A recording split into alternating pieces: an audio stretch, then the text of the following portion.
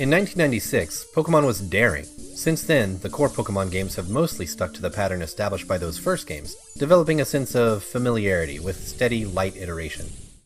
Pokemon Legends Arceus breaks that iterative pattern, attempting to establish a new foundation, while borrowing bits and pieces from the main Pokemon games to create something new. The result is sometimes messy and doesn't always work, but its distinct qualities set it apart from the core series and ultimately elevate it.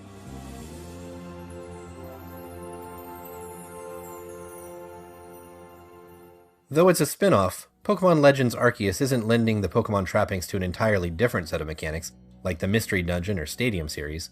Instead, this game reimagines Pokemon's core mechanics, finding and catching Pokemon and battling with them, within the new context of exploring vast open spaces. Legends Arceus takes place long before the modern games, at a time when Pokemon haven't become integrated into daily life as pets and pack animals. There's a sense that the wilderness here is dangerous, and the villagers treat Pokemon like fearsome wild beasts. The exception to this is the Survey Corps, a small band of burgeoning scientists working underneath the local security forces. An ever-present rift in the sky appears to be driving Pokemon berserk, including larger-than-life sacred Pokemon that are given special reverence and protection by the local Diamond and Pearl tribes. As a stranger in a strange land with no other options, you join up with the Survey Corps in hopes of solving the mystery of the rift. The Survey Corps' day-to-day work is building the first Pokédex, a paper-bound notebook that compiles all of the region's accumulated Pokemon knowledge. Completing your Pokédex is always the goal of Pokemon games, but it's usually an incidental secondary goal to collecting new Pokemon in order to train them for battles. In Arceus, completing the Pokédex is front and center, reintroducing it as a pivotal goal that connects everything you do, including how you progress through the game. Though the process of completing the Pokédex involves similar mechanics to what's found in the mainline Pokemon games, Legends Arceus makes it a bit more involved. You can see Pokemon wandering freely around the open environments, but you don't necessarily need to do battle to engage them. You can quietly sneak up on them and toss a Pokeball at them. That's often enough to catch them, so you go through Pokeballs quickly, dozens in a single trip, building out your collection. The controls behind this binary approach, stealth versus attack, capturing versus initiating a battle, can be disorienting. The trigger button is used to toss whatever you have at the ready, and you toggle between a menu of Pokeballs and caught Pokemon using the X button. It's fairly intuitive most of the time, cycling through your arsenal and then aiming a shot, but in the heat of the moment it's easy to waste a Pokeball when you meant to start a battle, or worse, to start a battle when you were trying to be sneaky.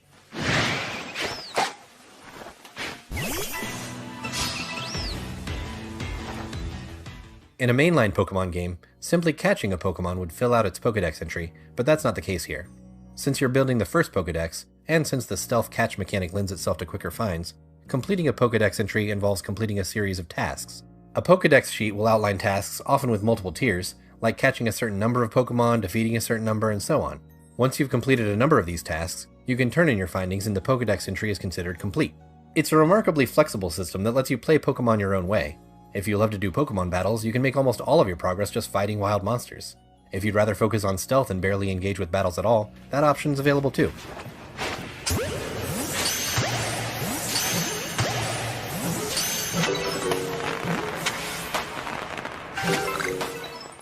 At first, I found myself obsessively checking my Pokédex tasks and steering myself towards min-maxing completion. But after a while, I found it was much more enjoyable to just wander the world stealth catching and battling as I felt like it, and then letting the chips fall where they may for Pokédex completion. Unfortunately, campaign progress gating is also gated to completing Pokédex survey results. The Survey Corps gives star rankings that level up as you gain research points for completing tasks and filling out Pokédex entries. New environments open up as you progress through the story, but between each major story point, you need to rank up to the next star level. That meant for the first few star ranks, I was stuck needing to go over areas I had already explored extensively, grinding to progress enough to proceed. Later in the game, once I gained access to a larger selection of environments, and had access to mounts that made new areas reachable, it was much easier to progress without feeling like I had to go back over a previous area with a fine-tooth comb. The battle system is possibly the most recognizable aspect from previous Pokemon games, with each Pokemon in Legends Arceus only being able to equip a total of 4 moves at a time, and all the usual rock, paper, scissors elemental matchups intact. But needing to know the finer nuances to type matchups is de-emphasized in Arceus, to the point where moves are just listed as effective, super effective, not very effective, and no effect from the start. More recent Pokemon games have included this feature, and I appreciate the help as someone who does not have the brain space to keep track of every move matchup, but it has previously kept those hints gated behind having a completed Pokédex entry. In Pokemon Legends Arceus, that rough edge is sanded down to be even smoother, since you'll see them all listed right away, even the first time you ever encounter a new Pokemon. You can also get into an encounter against multiple Pokemon, sometimes just through sheer luck by starting a battle in the middle of a crowd of wild creatures. These moments can feel appropriately harrowing, since you can still only have one monster out at a time, and sometimes you'll simply run into a Pokemon far above your level, including red-eyed alpha Pokemon that are larger and more powerful than the average for their species. If you can catch them, they're essentially the apex predators of their type, with a requisite stat bump. Adding a small but sometimes vital wrinkle to the battle system is the option to make any of your attacks agile or strong. An agile attack sacrifices some strength for speed, which sometimes lets you attack twice before your opponent can respond. Conversely, a strong attack will pack some extra punch, but it might slow you down enough that your opponent can act twice. An optional battle timeline shows when the turns will occur, so you can see how swapping between agile and strong moves will affect the turn order. This adds an extra layer of creativity and strategy, especially once you start supplementing less effective attacks with strong style because you want to inflict a status effect, or using agile style on a super effective attack to finish off an opponent quickly. A series of boss battles called Frenzy Battles are also a significant change from the Pokemon norm. These large-scale conflicts tie into the story as you work with each Pokemon's caretaker warden to learn what kinds of foods they like, so you can make special balms. You then go into a distinct arena where you have to dodge the rampaging Pokemon's attacks and hit it with bombs, only occasionally sending out your own Pokemon to stun it long enough that you can rapid fire more bombs at it. Sating these beasts by juggling the priorities of active dodging, looking for open opportunities to throw, and then mixing in traditional Pokemon battles is the most exciting the series has been in years. The wardens and the leaders of their clans are standout personalities in Legends Arceus, introducing a totally new cast of characters, but keeping the focus relatively small. Pokemon games often have a fairly sprawling cast of friends, professors, gym leaders, Elite Four members, and the champion, and we rarely get to know any of them particularly well. In Legends Arceus, there are less than a dozen main characters, and we spend much more time with them, getting to know their personalities and how they clash with each other. There's not a massive amount of depth to the story and characters, but I still got attached to these cute anime kids. The world is presented similar to Breath of the Wild, but this game's distinctly separate zones don't quite match the sprawling openness of that Zelda game. They're still rather large, and it captures that same sense of wonder, but it's not the same level of impressive technical feat. Pokemon Legends Arceus also seems to be straining against the technical limitations of the Nintendo Switch at times, even among these smaller environments. Pieces of world geometry pop in and out somewhat regularly, and bodies of water in the sky show texture repetition that's hard not to notice. It's a testament to the quality of the game that those issues only slightly detracted from my enjoyment. Some of the new ideas in Arceus have rough edges, and it's a slow start before you get access to many environments and mounts. This is an awkward first step, and it was a big adjustment for me as a longtime fan.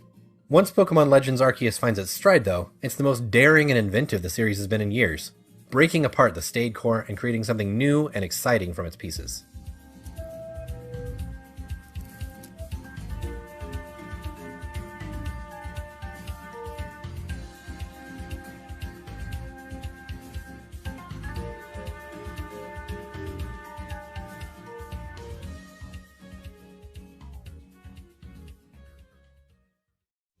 Pokemon Legends Arceus has been such a refreshing take on the Pokemon formula, dramatically changing what we've gotten used to over the last 25 years, introducing new elements for players to explore. I've beaten the game and am well into the endgame now, and I've compiled together some interesting things that I've noticed during my playtime. If you have any Easter eggs or anything notable that I missed, drop them in the comments below. I might even grab them and make a part 2 of this video. A quick note that there will be spoilers from the story, so keep that in mind.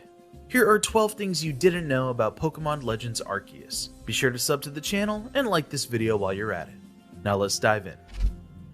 As you progress through the campaign and save the Hisui region's various noble Pokemon from their mysterious frenzy, you'll also come across wardens that teach you how to use these mounts. These mounts have a variety of benefits, with the key bonus being that you'll be able to access areas that were previously out of reach.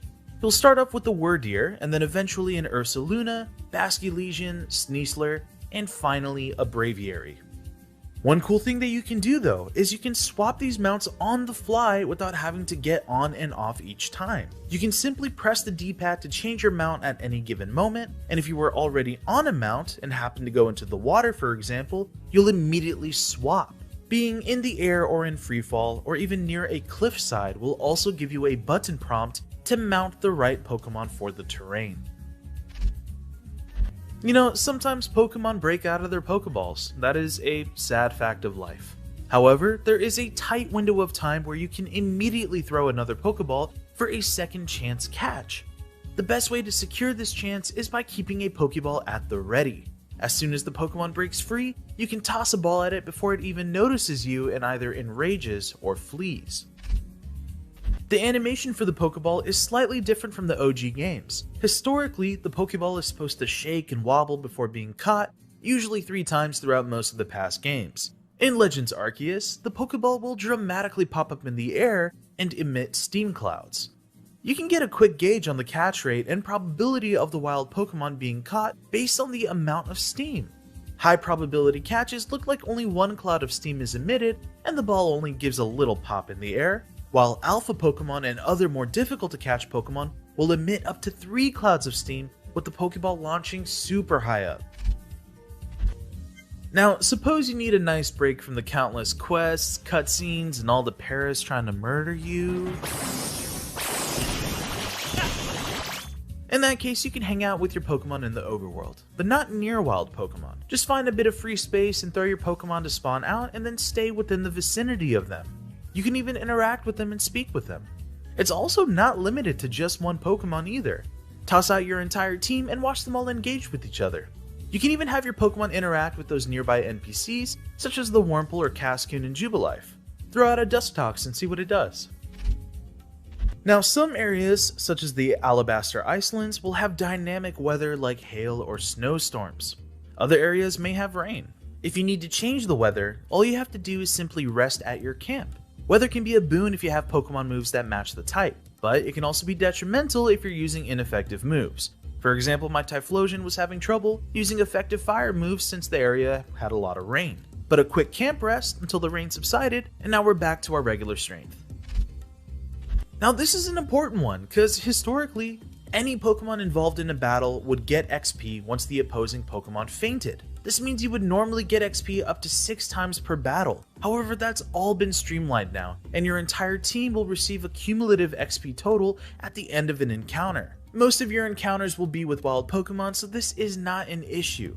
Still, on the rare occasion that you encounter a noble or battle a trainer, be sure to keep in mind that if any of your Pokemon are fainted by the end, they will not receive any XP regardless of their contributions throughout the battle.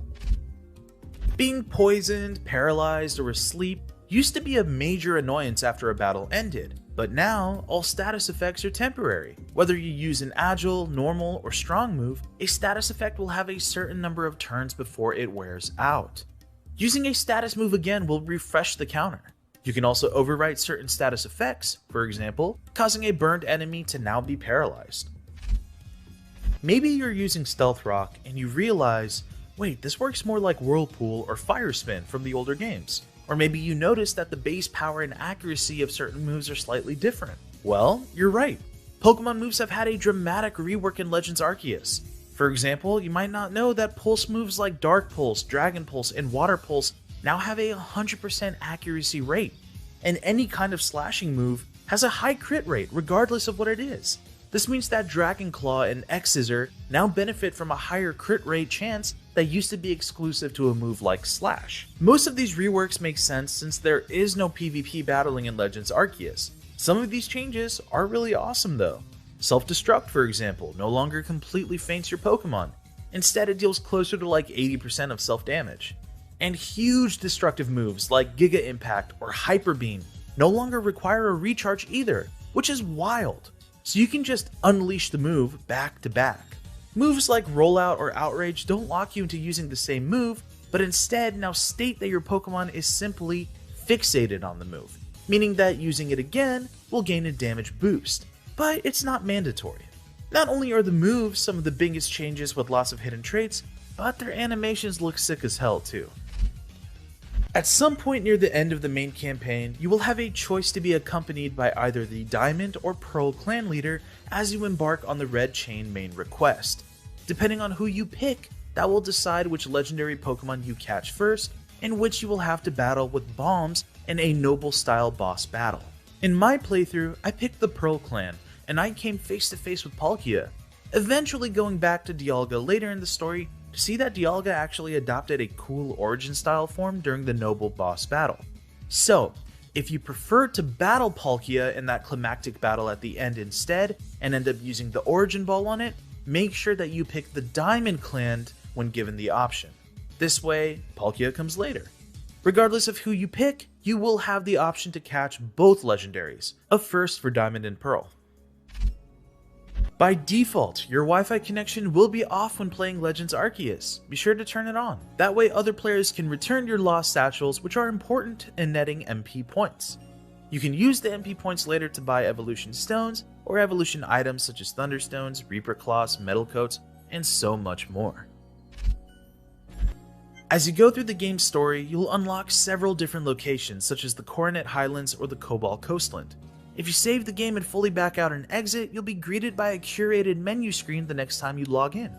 The classic Pokemon Legends Arceus logo will appear on the right, with an image on the left of the last section of the region that your character saved its progress in. Alright, this is a fun one. There's a photo booth in Jubilife where you can go in and pose for the camera, even putting on this old-timey filtered lens to give it a old-fashioned and historical look. Talk to the photographer and change your pose or expression. You can even get your Pokemon out there too to pose with you, and hilariously, you can have your Pokemon play dead, and it looks pretty damn funny. Simply select the option for your Pokemon as you set up the photo, and enjoy. Now, trust me when I say there are a lot more things on this list that I'm saving up for a part 2, so if you want to see more and are interested in Pokemon Legends Arceus, please let me know. Sound off with anything you've picked up on during your playtime and I'll throw them in a future list video. Meanwhile, do me a solid and check out some of our other Pokemon guides and reviews, and for everything else, be sure to stay with GameSpot. Until next time.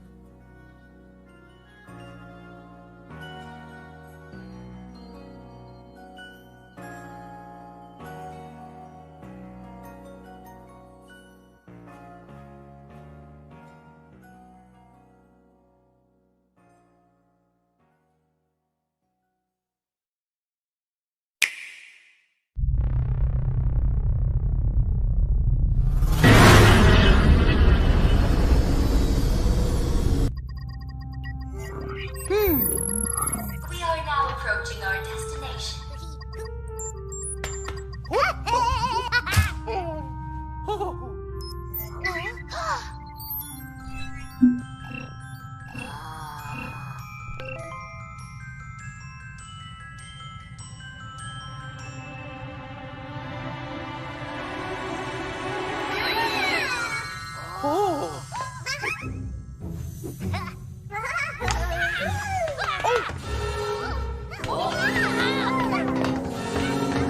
Vast energy anomaly detected.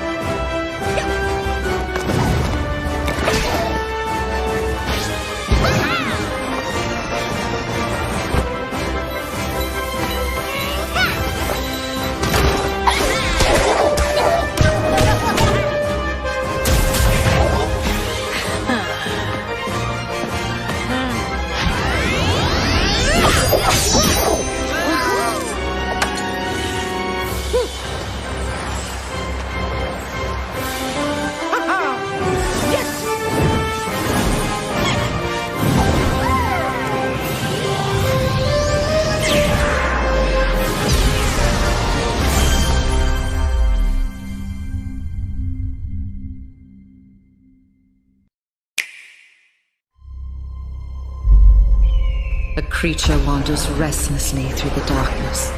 Silver light illuminates the land and the mountains, and with an entranced roar, it shows its true form.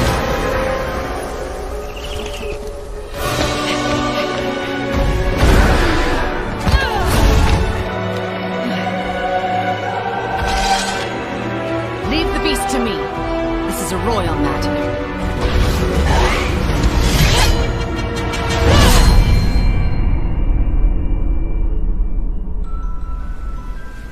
We shall be in port soon. This is our outpost, El Garden.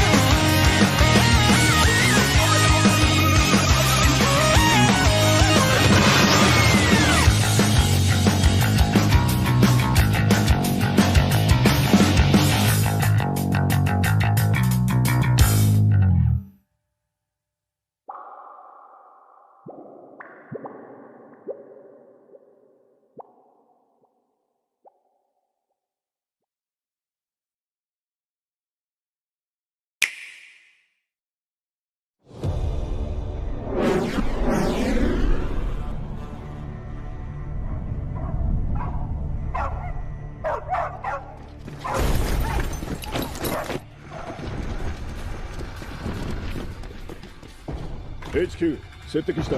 距離50。対象は北東に向かって移動中。遅れ。こちら本部了解した。作戦を開始せよ。了解。射撃用意。撃て。対戦車砲用意。撃て。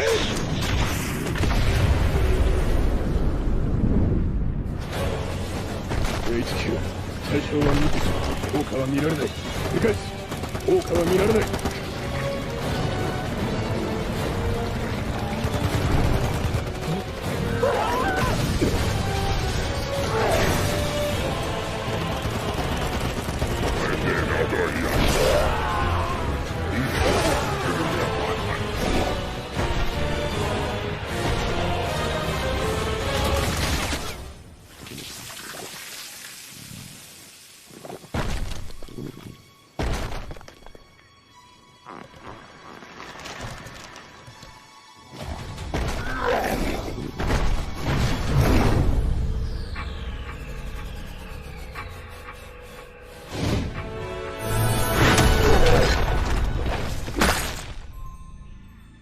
Bad boy.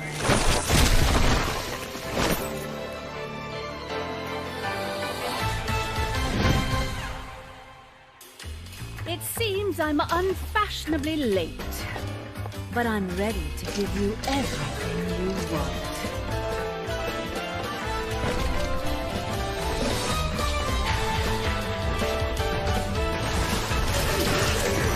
Right on time.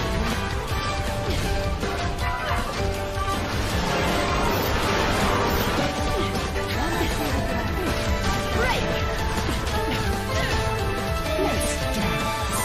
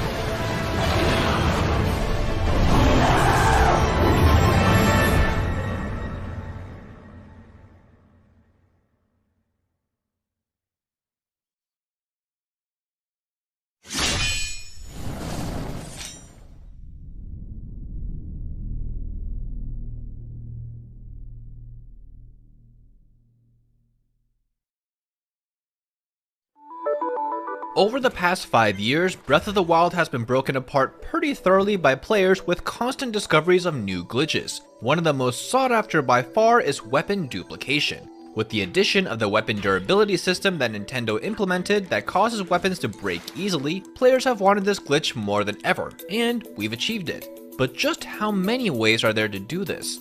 Most players think of just menu overloading, the most popular method by far, but there are tons of variations of this and many other strange methods you may not know. So if you want more Breath of the Wild videos from us, let us know by liking this one. Let's start with one method that's not quite as well known, bone arm duplication. By breaking apart a stall enemy and taking their arm just as they pick it up, the game will think that you took the weapon, but you are technically empty-handed.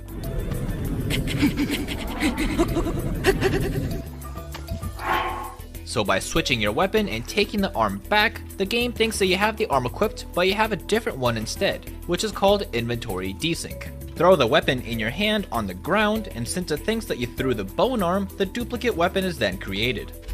Shock trap duplication was found early in Breath of the Wild's life, and made farming for weapons with specific modifiers much easier. By swinging a shock weapon and dropping it mid-swing on something metallic, its infinite shock effects continually disarm enemies when placed beneath their feet. So by resting at a campfire, the enemy will repeatedly drop the weapon over and over each new day, making a mountain pile of dropped weapons. Menu overloading is one of the most used glitches, with its versatility of duplicating and transferring durability of different weapons, a glitch that is highly sought after. There are a ton of different ways to trigger this, from enemy encampments using multi-shot shock arrows, dropping multi-shot shock arrows yourself, a mixture of the two, dropping 2 multi-shot shock bows with your back to the wall, and even escaping the final boss fight, then entering and exiting certain areas hundreds of times triggers menu overload. Once overloaded, switching and dropping weapons by throwing, shocking yourself, putting it on a weapon rack, and more lets you duplicate the selected weapon. Octo Balloon duplication is one of the newer methods of multiplying your weapons. By having your back to a wall, using magnesis and dropping an octo balloon, this causes the balloon to drop directly beneath your feet. Dropping a weapon on this shortly after can give you a chance to pick up the weapon off the balloon twice, duplicating the weapon. Dynamic object duplication is a much more simple technique, but slightly more tedious time-wise. Normally when opening a treasure chest, it's a one and done deal, and after taking the goods it never appears again. But by bringing any dynamic object, which includes some treasure chests with equipment in them, 2 map grid spaces over in any direction, opening it then doesn't actually count as taking it out, so it's possible to continuously grab the same item over and over, albeit with a little bit of walking. The next 3 methods are based off the same model teleport mechanic, which is a glitch that confuses the game on where Link's position actually is and giving you a split second to desync equipment on you. One way to trigger this is the horse sliding method. Horse sliding is a glitch that lets you launch off your horse in different ways. This method can be triggered by shield jumping on the rear end of a horse while it's slanted on a hill, riding forward a small distance, then jumping off, launching you backwards towards your original position. But doing this as you overspur your horse, jumping off and throwing a weapon at the same time, then switching quickly desyncs your held weapon. Now your thrown weapon pops out but doesn't leave your inventory because you technically had a different weapon equipped, so it becomes duplicated. The standard model teleport method requires using a horse at a slant, unequipping your shield at a specific moment while Link is tilting sideways, gives you a moment to desync and perform a duplication glitch. Always satisfying to see. Finally, pulse skew duplication is arguably the most difficult duplication technique of all. It consists of getting a specific skew and skew setup to get a reusable skew that flips Link upside down. The combination of damaging yourself with ragdoll glitch engaged confuses the game on where Link's position actually is, and gives you a moment to desync and duplicate the thrown weapon. I've done thousands of glitches over the past several years, but this one was just too tough for me. Oh well. What do you think of these weird methods, and how many of these did you know?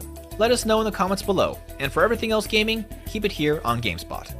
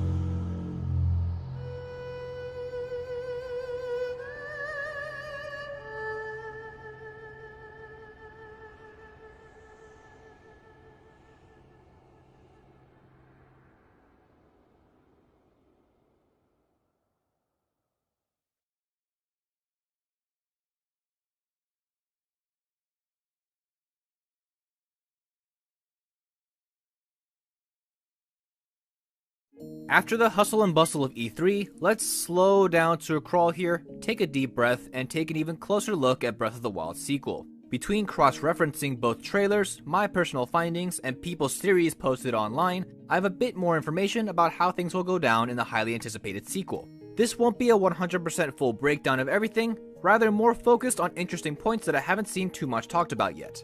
We still do Breath of the Wild content to this day, so if you want to see more from us, let us know by liking this video. Now, let's take a closer look.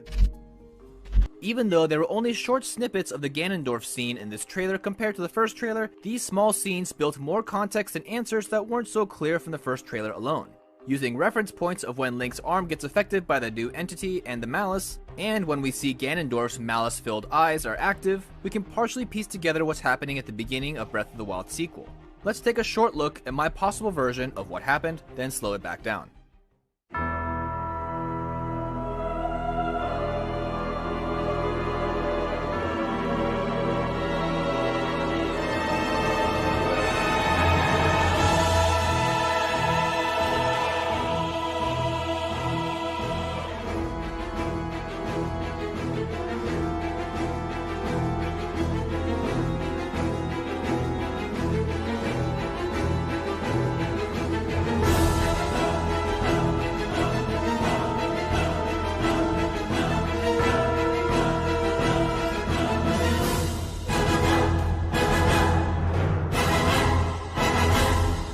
Now let's take a closer look and describe some key scenes. The first one of note is this scene here, where the finger moves. By the way Zelda is acting calmly and the shots before, I'm very sure the seal hand is still on Ganondorf at this point. But the way this is portrayed, it seems Ganondorf has some powers and is able to slightly move while sealed, and or was triggered by the arrival of Link and Zelda, which is understandable. I mean, this is possibly the entirety of the Triforce standing in one room we're talking about here. At this point, something happens and the room starts to shake, likely caused by Ganondorf, and the ground gives way, causing Zelda to fall through. While Link goes to save her, the most important sequence happens next. The seal hand catches Link. Putting 2 and 2 together, this is now highly likely that the seal hand released Ganondorf to try and save Zelda and Link's fall, although now we know that it was only half successful. Now that Ganondorf is free of the hand seal, his eyes of malice come to life, as seen in the next shot of him seemingly summoning more malicious malice from the second trailer. This is likely when Link was attacked, as his right arm is still normal at this time, and all throughout the game, it seems like this arm is fused with a sealing arm, so this arm fusing is definitely the last thing that happens. At this point, it's pretty clear what happens next, with the malice spreading throughout Hyrule Castle, lifting it skyward. It's possible during or after this castle raising sequence that Link then fuses with the entity, fairly likely to cure the malice that damaged his right hand. Since this undergarment definitely gives off more Zonai-ish vibes than his normal blue undergarments in this scene, it's likely he woke up in the sky, which is often shown off with this type of clothing. While this edit gives much more context to the situation, there are obviously many elements missing, so hopefully if another trailer drops in the future, we can further build upon the story. Clearly, something has happened between Link and the Master Sword, as this is the final shot in the small timeline that we have of Link having the Master Sword with him. He has no gauntlet on his arm compared to before, possibly from the previous malice attack, so this must have happened after this shot. So at this point, it is possible he is unable to wield the Sword of Evil's Bane after being affected by malice since the sword is sheathed. And since these shots are highly likely to happen in this order of acquiring and then settling in the new arm, it's inferred that Link passed out, and may have lost his equipment against his will, which is an obvious reset point as the beginning of the game. An interesting point with this situation though is if there's ever a problem with the Master Sword or it is misplaced, it returns to the Korok Forest. But in this case, as proven in the trailer, the Deku Tree is gone and even possibly dead in the sequel. So maybe Korok Forest and subsequently the sword pedestal could have problems as well. The fate of the Master Sword is severely unclear at this point. We just don't know how it will appear in the future. While there are many obvious and subtle nods to previous games such as Twilight Princess, Ocarina of Time, and Skyward Sword, I personally think that Miyazaki influences in themes and tones are too large to ignore. In the original Breath of the Wild, there were already so many things that you could pick out that shows Miyazaki's influences, but the astounding thing is that in just 2 small trailers for the sequel, a game we know barely anything about, we've seen references for 2 of Miyazaki's films multiple times, Princess Mononoke and Castle in the Sky. From roots growing through floating landmasses filled with stone paths, to a pair of explorers going through glowing caves, and cursed tendrils attacking the hero's arm, the nod to Studio Ghibli's work is still undeniable.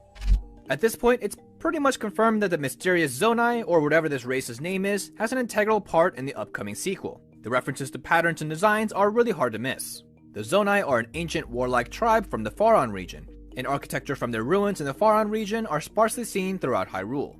Examples such as the Dragon's Breath shield, carvings on the walls, and this pillar design definitely give off Zonai's involvement. Dragons also seem to have some general importance, as the music played at the end of the trailer, half of Zelda's lullaby, is played by an erhu.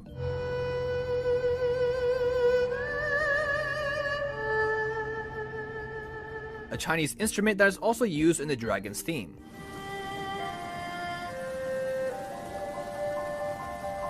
This is telling because there are already theories floating around the dragon's portal, and how that ties into the world above. These themes and locations may hold some importance in the future. One thing that is confirmed after staring at the shield for a while is that this is not one piece of equipment, rather definitely an attachment to a regular shield. The shield Link is holding is definitely the wooden shield, but it is still unknown if you are able to properly block with this massive thing in front of you. Another thing to think about is if bullet time is returning. There certainly wasn't enough combat in this teaser to get any concrete information, but I'm wondering if the slowdown mechanic is returning to the sequel at all. This backflip didn't trigger any sort of flurry rush, although it could be a sidestep dodgeable attack that they dodged incorrectly to not trigger it, or this attack isn't flurry rushable at all. Nintendo has shown this mechanic off in previous Breath of the Wild original trailers, so they may be reworking mechanics behind the scenes, or the studio is simply not showing everything off in these trailers. Also, an important note just by seeing these islands in the sky are the island's wall textures. They seem very unfriendly for climbing, with aggressive, almost 45-degree walls at some points and jagged edges with almost no places to rest. It's possible that these sides are mechanically designed just like shrine walls, unclimbable and making you fall down if you attempt to climb it. If that's true, this empty gap where roads end may require a special skill to cross a gap of this size. You couldn't just jump and paraglide across this if the walls are unclimbable. While it could be as simple as some magic bridge that appears here, I'm still crossing my fingers for some sort of grapple arm ability, which, with this creature's similar energy and seemingly extendable neck design, could be a template for Link's extendable arm. And this has been in concept art before. I mean, crazier concept art has come true, so who knows. And those are all the points that I had that were worth bringing up.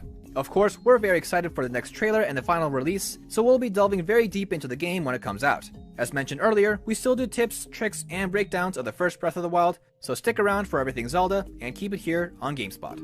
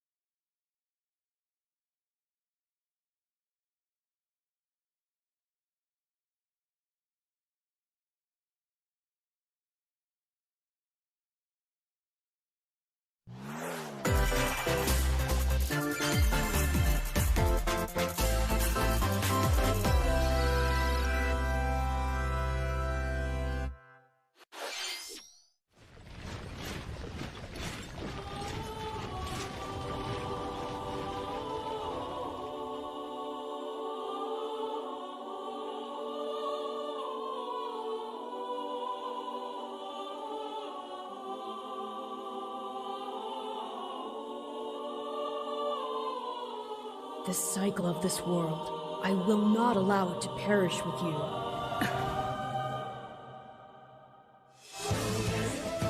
I seek to destroy the irrational power structure that shackles Fodlan.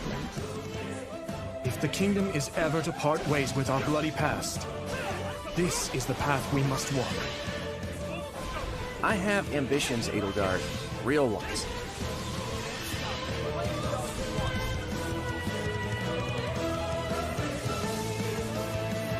Will you sit around and wait for a miracle? Or will you help me seize control of my fate? We shall fight, we shall survive, and we shall win a glorious future for Fodlan! But now that I know, I won't make the same mistake again.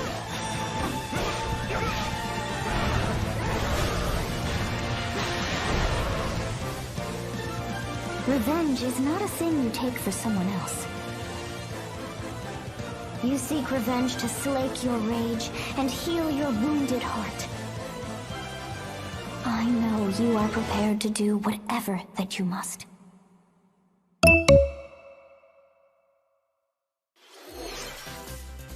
Hello everyone, I'm Shinya Takahashi and I'll be your guide for today's Nintendo Direct. What you just saw was the trailer for the Fire Emblem Warriors 3 Hopes game. We hope you'll look forward to a different story set in the same universe as Fire Emblem 3 Houses. Let's see the first batch of Nintendo Switch headlines. The Orange Star Nation needs you. We've got more intel on the Advance Wars 1+2 Reboot Camp game. In the first campaign, Advance Wars, you'll advise a colorful cast of commanding officers and use their abilities in vibrant turn-based battles. Each commanding officer is now voiced, bringing even more charm to these characters. You're gonna get hurt. I see right through your plans. Another full campaign awaits in Advance Wars 2 Black Hole Rising. More commanding officers and more diverse terrain can be leveraged for additional tactical opportunities, like blasting through pipelines to cross into enemy territory. In both campaigns, you can fast-forward gameplay and reset your turns for a smoother tactical experience. Flex your strategic muscles outside of both campaigns with additional modes. Go for high scores in the War Room. Create and share custom maps in the Design Room. Or battle friends and frenemies in local and online multiplayer. Advance Wars 1+2 Reboot Camp marches onto the Nintendo Switch system April 8th. Pre-orders are available now on Nintendo eShop. Explore an infinite universe. In No Man's Sky, every star is the light of a distant sun, each orbited by planets teeming with life. Travel to planets of your choosing in this infinite, procedurally generated universe. Here, you'll discover extraordinary lands and creatures that have never been seen before and may never be seen again. To survive, you must craft your own tools and even your own place to live. In this living and breathing universe, trade convoys travel between stars. Factions vie for territory. Pirates hunt unwary travelers. And the authorities are ever watchful. Your journey may be fraught with danger, and actions have consequences. Traitor, fighter, explorer. How will you live in this universe? No Man's Sky lands on Nintendo Switch this summer.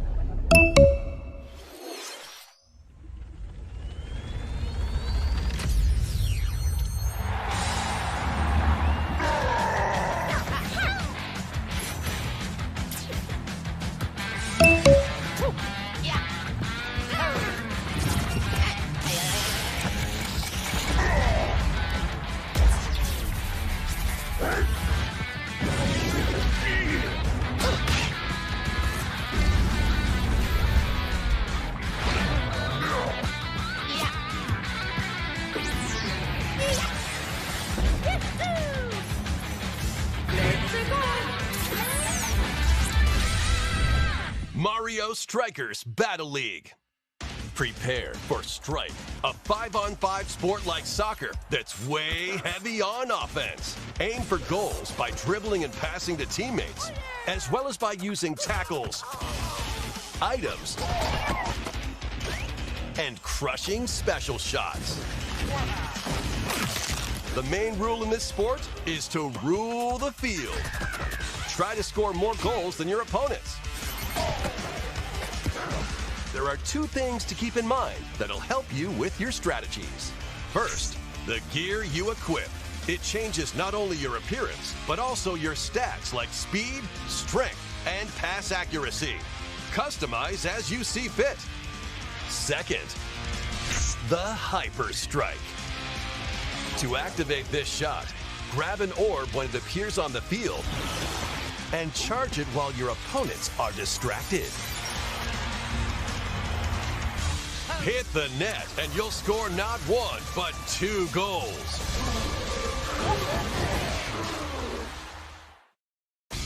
Up to 8 players, 4 players on each team can compete against each other on one Nintendo Switch system. In addition to individual matches, online play will have an online club mode. Join an in-game club and compete for placement in the rankings. Up to 20 players can join a club, so create your own and invite friends and family to play alongside you. Or join an existing one owned by other players. Try to become the world's top club. With items, tackles, and hyper strikes, anything goes on this field. Mario Strikers Battle League launches on Nintendo Switch June 10th. Pre-orders begin today on Nintendo eShop. The latest iteration of the Mario Strikers series is coming to Nintendo Switch. We hope you're excited for this anything goes battle soccer game. Next, please take a look at this.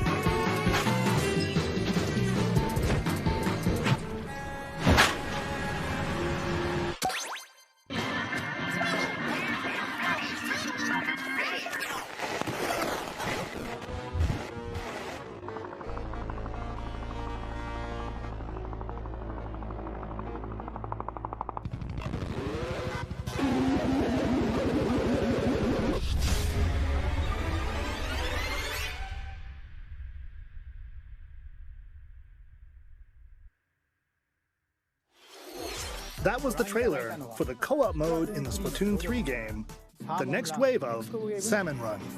A giant salmonid, one that's never been seen before, was also spotted at the end of the trailer. Will the Inklings and Octolings ink or swim? Splatoon 3 will launch this summer. We hope you'll look forward to future updates. Let's move on to more Nintendo Switch headlines. Bonzers at the ready.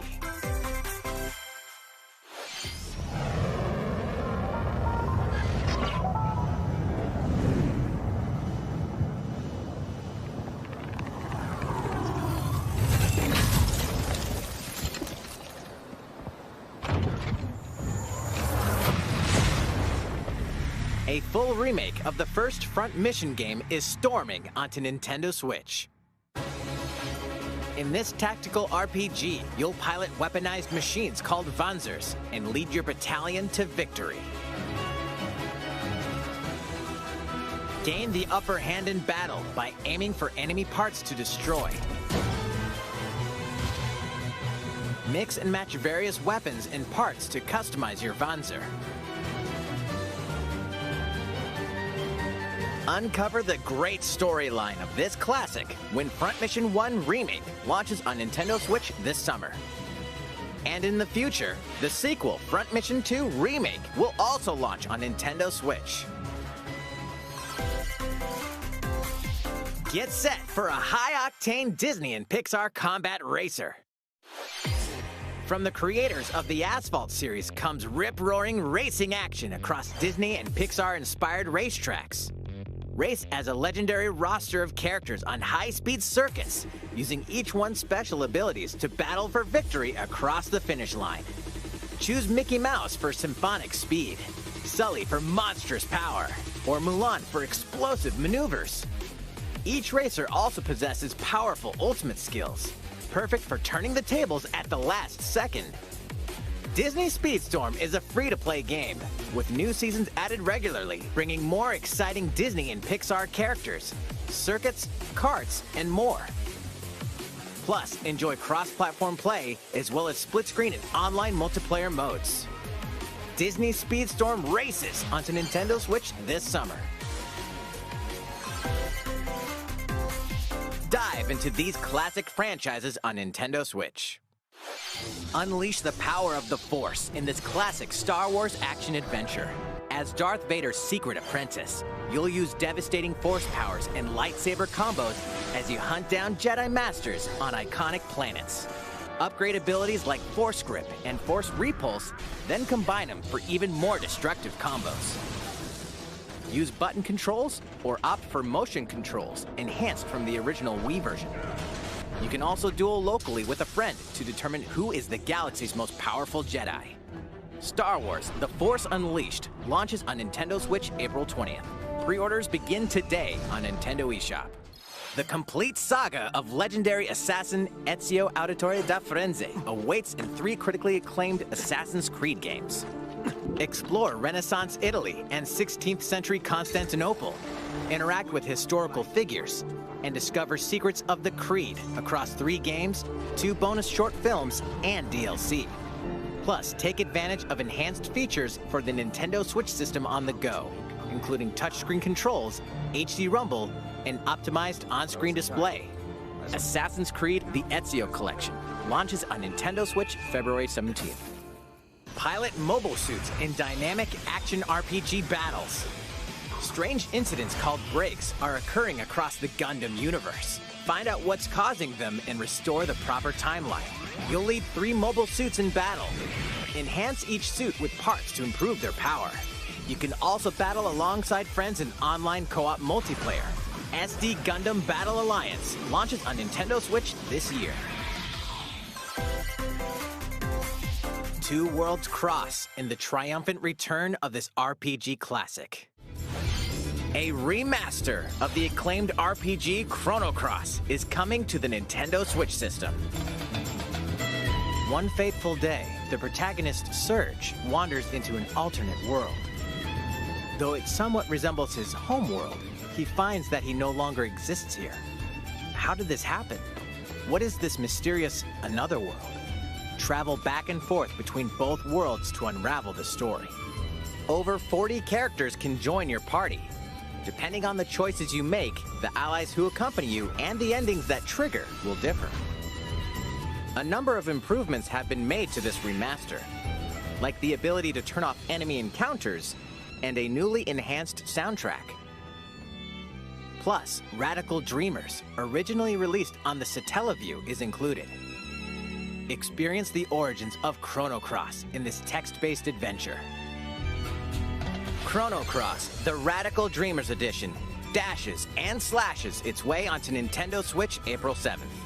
Pre-orders begin today on Nintendo eShop.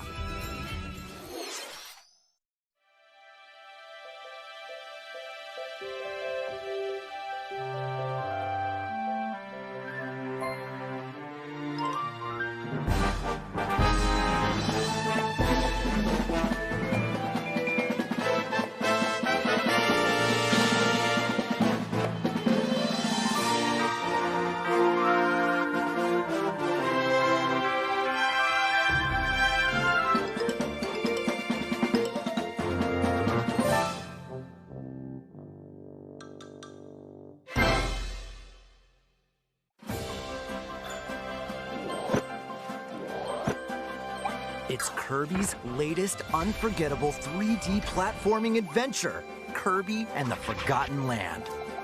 It all takes place in a mysterious world with an unusual mix of nature and civilization. To rescue the kidnapped Waddle Dees, Kirby sets off on a new adventure. Introducing Mouthful Mode. Inhale a car to zoom around. A vending machine to attack with juice cans. Or become a piercing cone. With Mouthful Mode, new actions will be available for Kirby depending on the object he inhales. Enjoy exploring with new moves different from copy abilities. Kirby can even weaponize a mouthful of water, like this. As Kirby rescues Waddle Dees, Waddle Dee Town will continue to grow, and more resources will become available.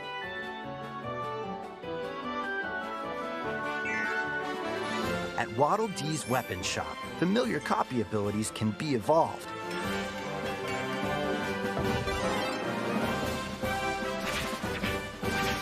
Evolve copy abilities to expand Kirby's range of attacks. They'll also change Kirby's appearance and make him even more powerful. Some copy abilities may have stronger evolved forms. A new adventure awaits our pink puffball. Who are the Beast Pack?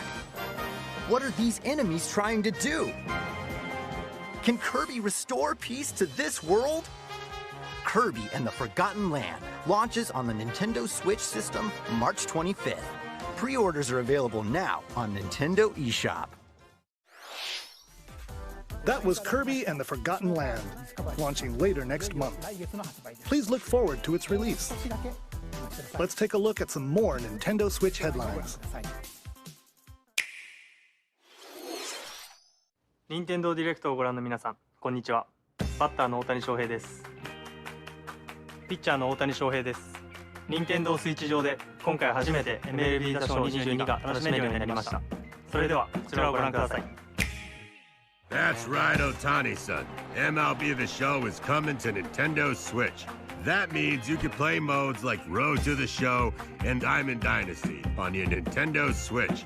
But that's not all. You can even play Exhibition with a single Joy-Con controller. With cross progression, you can also earn and use content on any platform where MLB The Show 22 is available. And take your progress on the go with you on Nintendo Switch. Have friends that play MLB The Show 22 online matches on other consoles? No need to worry. You can invite them and play online.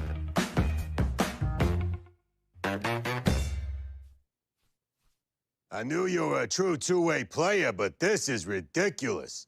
Sheesh. You're gonna have your hands full of games with these collections. 3 Kingdom Hearts collections are almost here. From Kingdom Hearts to Kingdom Hearts 3 and the Remind DLC, every entry is coming to Nintendo Switch as cloud versions that can be played while connected to the internet. Relive or get to know these heart-filled adventures alongside Sora, Donald, Goofy, and more for the first time in TV, tabletop, or handheld mode. Kingdom Hearts Integrum Masterpiece for Cloud, containing all 3 game collections, soars onto Nintendo Switch tomorrow. Each collection's cloud version will also be individually available on Nintendo eShop. Klonoa is coming to Nintendo Switch. Across dreamy side-scrolling levels, you'll run, jump, and hover, while firing wind bullets to grab and throw enemies. Use each level's surroundings to your advantage. Also, Klonoa 2 is included. Take on these great adventures when Klonoa Fantasy Reverie Series launches on Nintendo Switch July 8th. We're so glad you're here. Come here often. Either way, you're in for a puzzling treat. In these award-winning games, the portal gun is your key to surviving imprisonment in a mysterious lab. Create portals and warp to other areas to find... cake? Still unconfirmed. You can pass through portals, and so can cubes, lasers, and robots with unnerving levels of personality. The sequel adds in local, online, and split-screen multiplayer modes. And that part's no lie.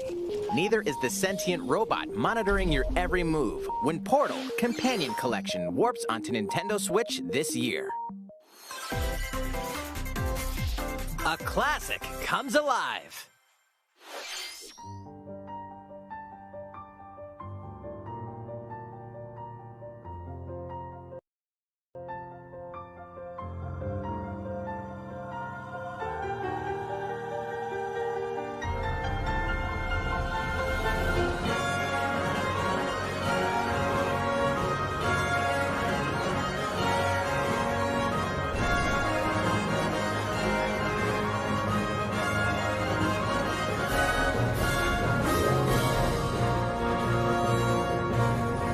Previously unreleased outside of Japan, the RPG Live Alive makes its overseas debut, now in HD 2D.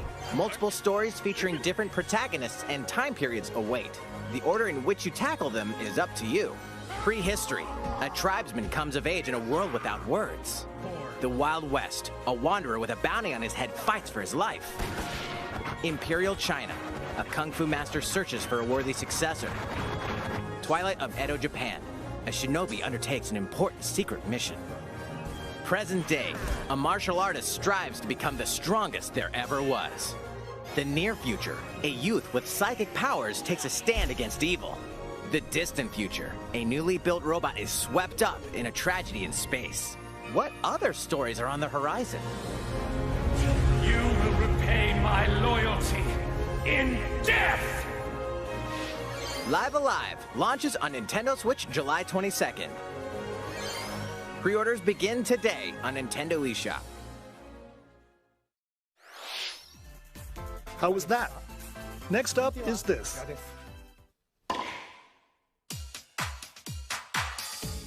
It's a new iteration of the Wii Sports series. Nintendo Switch Sports. Please take a look. Here are the sports included in the Nintendo Switch Sports game. You might recognize these three from past Wii Sports games. Tennis. Rally by gently swinging the Joy-Con controller at the right time. Bowling. Roll the ball straight ahead or give it a little curve. And Chambara. Knock your opponent off the platform while attacking and defending. Plus, 3 additional sports are joining the lineup. Soccer. Use a gigantic ball to make dynamic plays. Enjoy matches with Joy-Con controllers to shoot and perform diving headers. By attaching a Joy-Con controller to the leg strap accessory included with the physical version of the game, you can play shootout mode with intuitive kicking motions.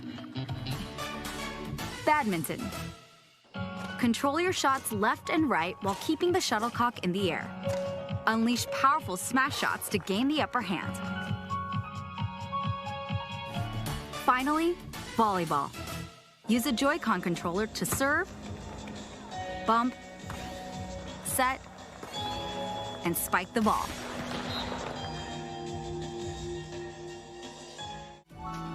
The game supports local play with family and friends on one Nintendo Switch system, as well as online play across all sports.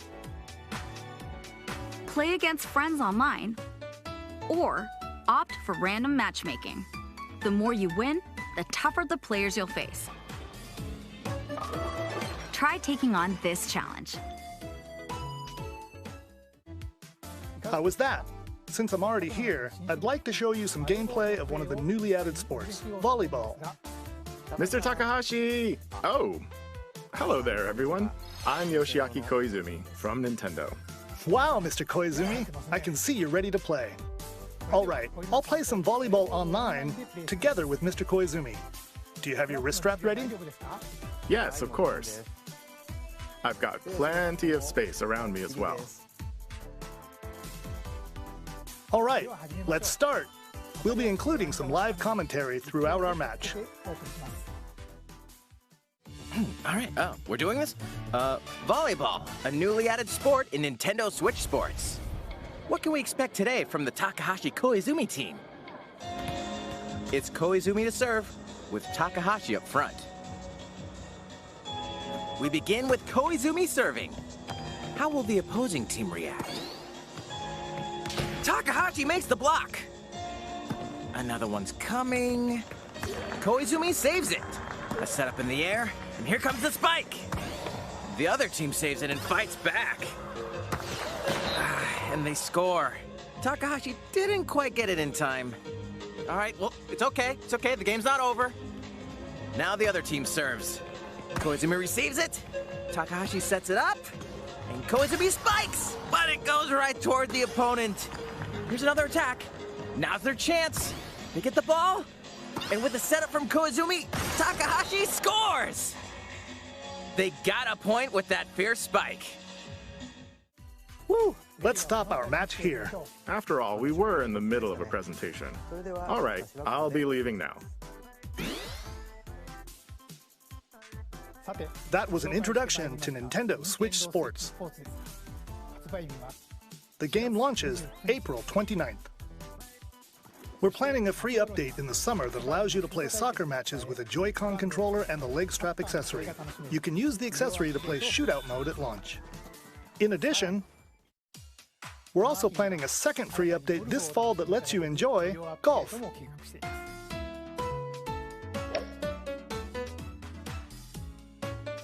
And now, a request to everyone.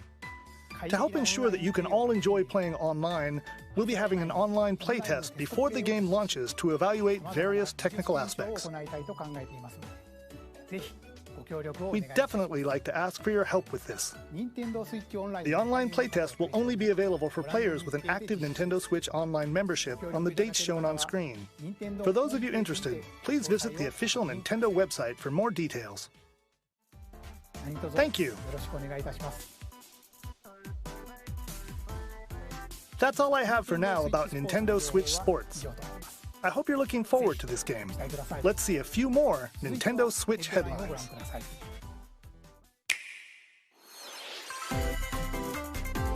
Get those taiko drumming skills ready. The latest Taiko no Tatsujin game is coming to the Nintendo Switch system. Set in Omiko City, a sacred town for taiko drums, you'll strive to become a taiko master, along with brand new character Kumo-kyun. Drum to dozens of boppin' beats, including Megalovania, Gurenge, Feel Special, and Racing into the Night. And that's not all. An orchestral version of the main theme from The Legend of Zelda is included. That's 76 songs total. Plus, take advantage of a practice mode to replay sections of songs as many times as you'd like. New modes have also been added for everyone to enjoy. Put on a live concert with up to 4 players in Donchen Band. Or face off against each other in Great Drum Toy War.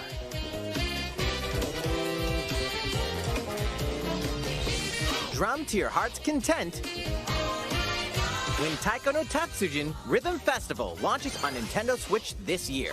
Plus, a paid in-game subscription service that gives you access to over 500 songs will be available at launch. What's new with these Nintendo Switch games? The brand new tactical RPG game Triangle Strategy is almost here.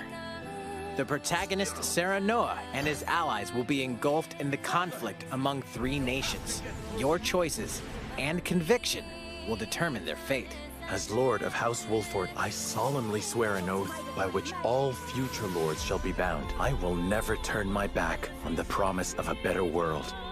A new demo playable to the end of Chapter 3 will be available on Nintendo eShop later today. Save data from the demo can be transferred to the full game once purchased. More Cuphead action awaits in the paid DLC, Cuphead: The Delicious Last Course.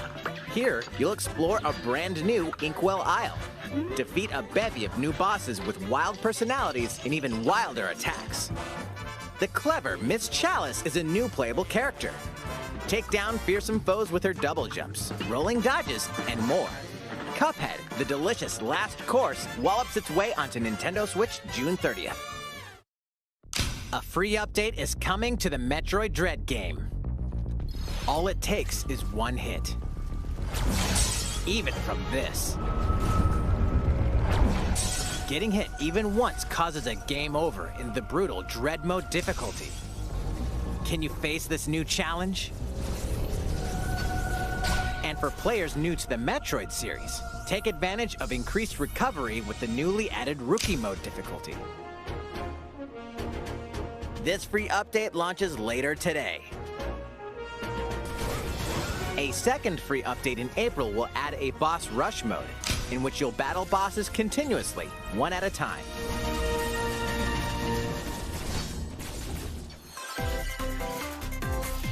Something's bound for Nintendo Switch.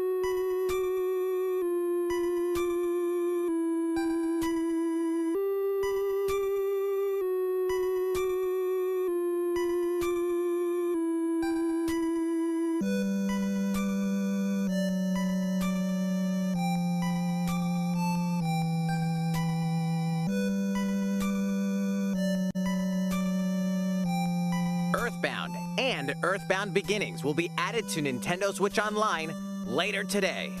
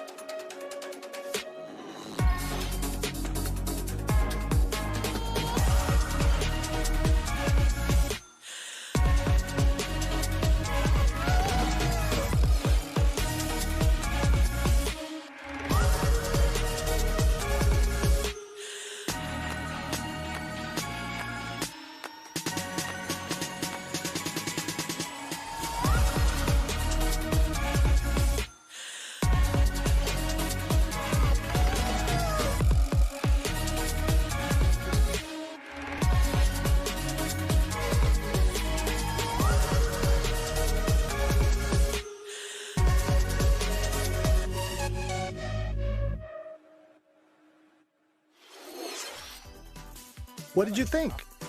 Here's some news for Mario Kart fans. Many of you have been enjoying the Mario Kart 8 Deluxe game since its launch in 2017. So, we've been working on remastering select courses from across the Mario Kart series, and we'll be releasing them as paid downloadable content. Please take a look at this trailer.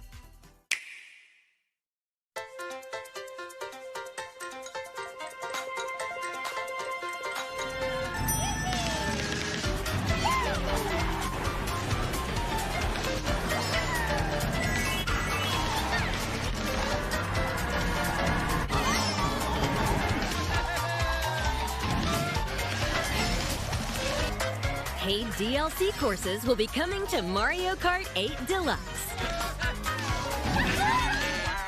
This is the Mario Kart 8 Deluxe Booster Course Pass. You may recognize some courses from past Mario Kart games. 8 courses will be released at a time over 6 waves. That's 48 additional courses we plan on releasing by the end of 2023. Courses such as Coconut Mall, Chaco Mountain, and Tokyo Blur will be included in the first wave. Of course, you can play these courses locally and online.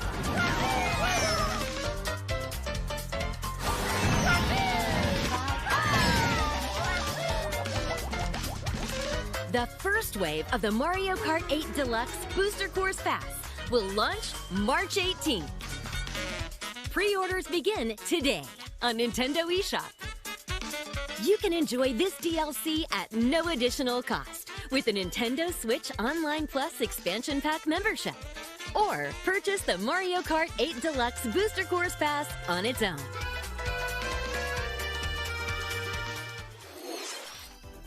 How was that? I hope you're looking forward to the additional courses in Mario Kart 8 Deluxe. This next segment will be our last announcement. Please take a look.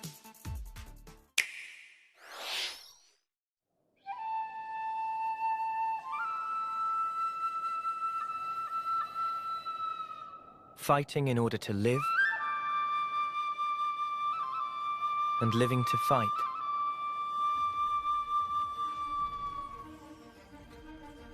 That's the way of our world. Ionios. Tell me, what would possess you to side with them? We're fighting because there are enemies to kill. I refuse to believe you're him. I knew it. I saw this coming. You're not enemies now. Fine for you, isn't it? All that time you've got. You could try to move forwards again. How can our lives be so snuffing little to you? They're not your friends anymore. They're his fuel. Sword march. The land pierced by a great sword. It's the only way you're gonna defeat the real enemy. Whatever life is lost, I won't let you shoulder it all alone. What good filling up these flickering clocks in our eyes? It'll never replace the friends we've lost. The flame clock, it has to go! Ouroboros abhor this world. They must be erased without a trace.